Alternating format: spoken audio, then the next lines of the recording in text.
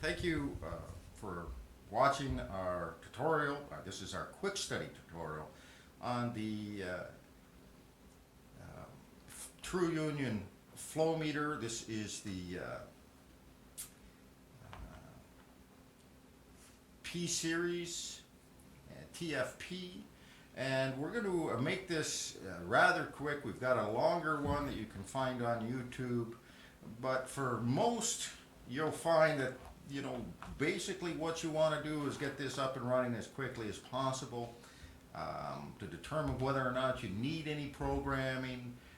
I'm quickly going to go through how to wire it up. You've got 5 different wires with this one. There would be 6. There would be a yellow wire if you had the RS485 capability. But the only ones we're going to worry about are the brown, blue, white, and black. But the most important are the brown and blue because they are power.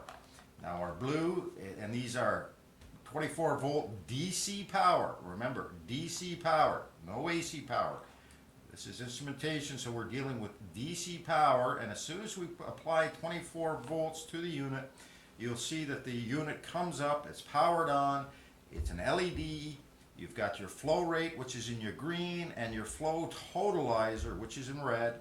The flow meter comes from the factory already pre-programmed. It has the correct flow value in it. It'll start counting in gallons per minute or liters per minute, depending on the one that you get. But you'll be able to tell, you'll see the GPM, that's gallons per minute. And if we're getting involved with pulses, then we would get involved with our white, which would be your flow rate, and your black, which would be your total pulse output. But for the most part, a lot of you are going to find that just simply by connecting the 2 wires, this flow meter will provide you with flow rate and flow total at an accuracy of plus or minus 1%. Now, if you wanted to get in a feature such as locking out the flow meter, if you're concerned about somebody coming in and making changes, but keep in mind, when this was programmed at the factory, the pulses, there's a lot of defaults in here that have provided the pulses will pulse out at 1 gallon per minute, flow total at 1 gallon per minute. They already have a built-in hysteresis, so you don't get a lot of relay chatter, and it has a delay on site of 20 seconds, so when you turn your system on, it'll take 20 seconds before the pulses start to go into action to allow for your system to get into a steady state. Now, these buttons are 4 buttons, and they're very simple. Simply by pressing set and F, you'll go into that locking feature we discussed. You have to change it out of 10 to get to a different, to lock it out.